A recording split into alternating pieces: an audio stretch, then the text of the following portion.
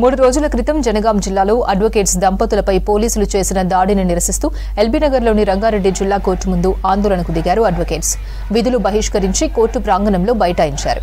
తర్వాత కోర్టు ముందు నేషనల్ హైవేపై బైఠాయించి నిరసన తెలిపారు.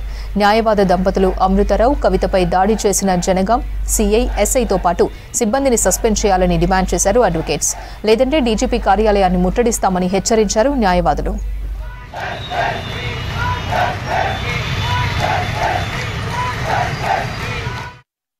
కవిత గారు ఒక కేసు విషయంలో పోలీస్ స్టేషన్ పోతే అక్కడ ఉన్నటువంటి సిఐ రఘుపతి రెడ్డి గారు, అదే విధంగా ఎస్ఐ తిరుపతి, అదే విధంగా అక్కడ ఉన్నటువంటి సిబ్బంది మొత్తము విచక్షణ రహితంగా నానా అసభ్యకరమైన మాటలు మాట్లాడుతూ వారి మీద పోలీస్ స్టేషన్ ఆవరణలో దాడి చేయడం జరిగింది. ఈ యొక్క దాడిని తెలంగాణ న్యాయవాదుల సంఘము తీవ్రంగా ఖండిస్తున్నాము. ఈ యొక్క రాష్ట్ర ప్రభుత్వానికి, ఒక రాష్ట్ర ముఖ్యమంత్రికి, డీజీపీకి ఒకటే మేము డిమాండ్ చేస్తున్నాము.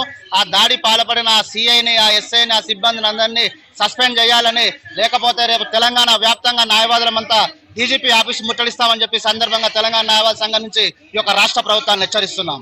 రాష్ట్ర ప్రభుత్వం, గత ప్రభుత్వం కూడా అడ్వకేట్ ప్రొటెక్షన్ యాక్ట్ తీసుకురాలేదు. ఈరోజు హోం శాఖ కూడా ముఖ్యమంత్రి గారి దగ్గరనే ఉంది కాబట్టి సంబంధిత శాఖ అధికారులు జనగామలో ఒక న్యాయవాది, ఒక క్లయింట్ విషయంలో న్యాయవాది పోయింది కాబట్టి న్యాయవాది కూడా ఒక ఆఫీసర్, జడ్జి కూడా ఒక ఆఫీసరు.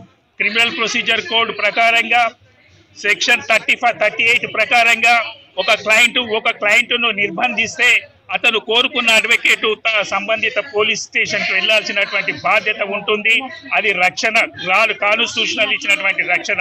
దాన్ని అధిగమించి పోలీసు వాళ్ళు న్యాయవాదుల మీద చేసినటువంటి చర్యను ఖండిస్తూ వారి మీద వెంటనే చర్య తీసుకోవాలి. లేనట్టయితే సాచివేత ధోరణులతోటి ఉన్నట్టయితే రాష్ట్ర ప్రభుత్వం, ప్రత్యేకించి హోంశాఖను ఉంచుకున్నటువంటి ముఖ్యమంత్రి గారే బాధ్యత వహించాల్సి వస్తుంది. కాబట్టి న్యాయవాదులకు, అటు పోలీసులకు, ఈ న్యాయ వ్యవస్థకు, ప్రజలకు మధ్యన శాంతియుత వాతావరణం ఉంచాల్సినటువంటి బాధ్యత మా పైన ఎంత ఉందో